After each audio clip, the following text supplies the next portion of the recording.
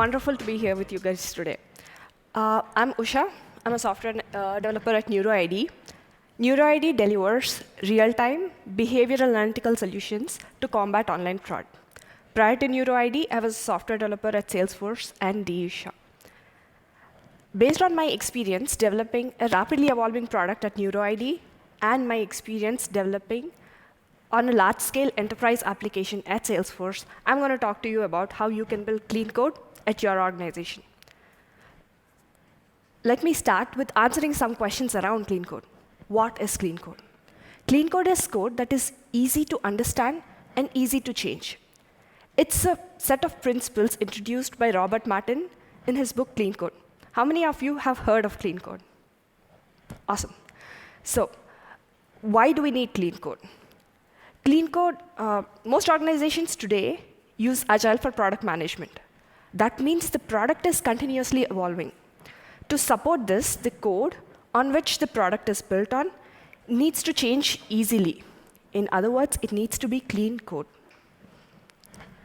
If you are at all familiar with this kind of programming, then you guys need clean code.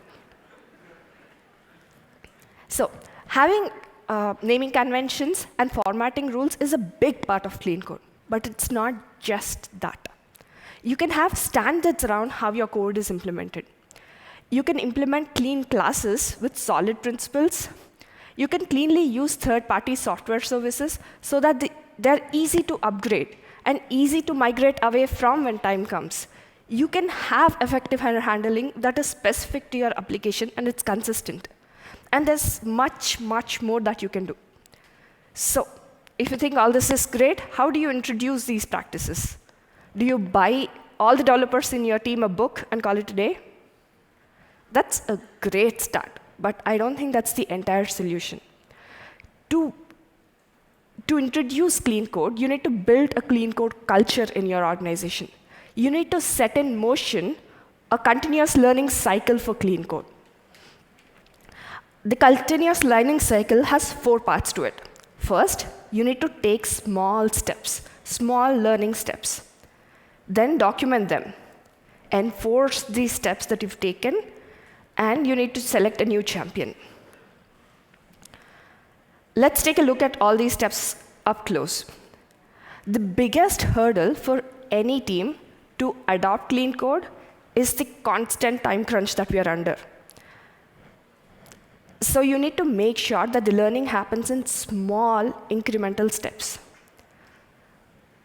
Let's take a look at how you come up with these small steps. First, start by being the clean code champion. Clean code champion is responsible for the learning cycle till a new champion is chosen. Then, making things easy for others is extremely hard. It takes a lot of time. Spend time with your code base. Try to understand and find patterns in the code that deviate from clean code principles. Make a list. Identify four easy wins that you can implement. These can be as simple as changing the way comments are made, fix how the method names are written, or just introduce single responsibility principle. Now, once in my team, when we wanted to introduce clean test practices, the first easy win was to make sure every test had only single reason to fail.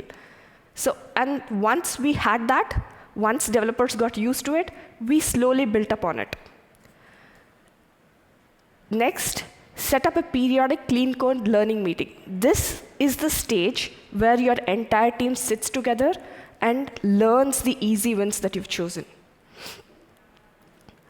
Make sure that the learning meeting is at least a month apart so that it doesn't eat into the development time. Nobody needs more meetings, and delivering the product is our main priority. Make sure that the meetings are at least a month apart. I want to throw in a word of caution here for teams working on large code bases. Make sure, don't be that you're not disheartened that your existing code does not follow these principles. It's not possible to change all the existing code before you start. You have to make a start somewhere. Make sure that all the new code that you're adding follows these principles. Now that you have your easy wins, let's look at documentation. When I say documentation, most of you are rolling your eyes because documentation has a problem. Nobody reads it. But documentation has its merits. Let's see how we can make documentation interesting. Make sure that your documentation is skimmable. Because when a reader lands on a documentation page, they're looking for specific information. Make it easy for them to find it. Next, like Neha said, add TLDR blocks to your documentation. When a developer jumps in, they don't want to know all the details. They just want to know what the core of the principle that you're trying to talk about is and find out quickly how to implement it. Next, document practical real-world examples. Let me explain this with an example. If you're documenting single responsibility principle, do not use a parking lot, please. Use an example that is in your functional domain, is one of your business objects, and exists in your application architecture. Again, there are a lot of tools in the market that help you with clean code. Leverage them. If you want to introduce formatting rules, don't write them in a documentation. Put them in a configuration so that developers can apply them in their IDEs. Take a page out of Google's handbook. In 2006, Google wanted to introduce best practices for unit testing. They made pamphlets out of these best practices and put them in their bathroom stalls. They call this testing on the toilet. Skimmable documentation with unabashed advertising is the best way to run any successful campaign. Education needs reinforcement. Let me say that again. Education needs reinforcement. The best way to enforce any rule is by following it. Lead by example. Make code reviewers default gatekeepers for clean code. Make it part of the code review process to make sure that all the agreed upon clean code principles are being followed by the code being submitted. Encourage healthy discussion about different approaches. Make sure that you choose the best approach based on its merit. And if you cannot decide which is the best approach, the easiest one to easiest one to implement always wins. Again, leverage tools like SonarQube to remove the human conflict from enforcing. The last part of the learning cycle is crowning a new champion. By bringing in clean code, you're trying to introduce a change in behavior. But nobody likes change. By making different team members responsible for clean code, you're empowering them to effect change. This also benefits your cause by bringing in more diverse perspective. Crowning a new champion happens in the periodic clean code learning meetings that we set up. During these meetings, make sure that you review the existing rules that you have in place. See what worked, what did not work.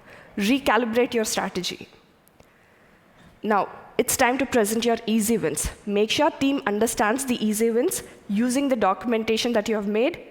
Make sure it makes sense, and talk about how you're going to enforce these rules. Next, choose a new clean code champion who will be responsible for the next leg of the learning cycle. With this, you have successfully set in motion a continuous learning cycle for clean code. This will help you build a culture of clean code. In conclusion, when it comes to best practices like clean code, following test pyramid, or best logging practices, culture building and education go a long way. Thank you.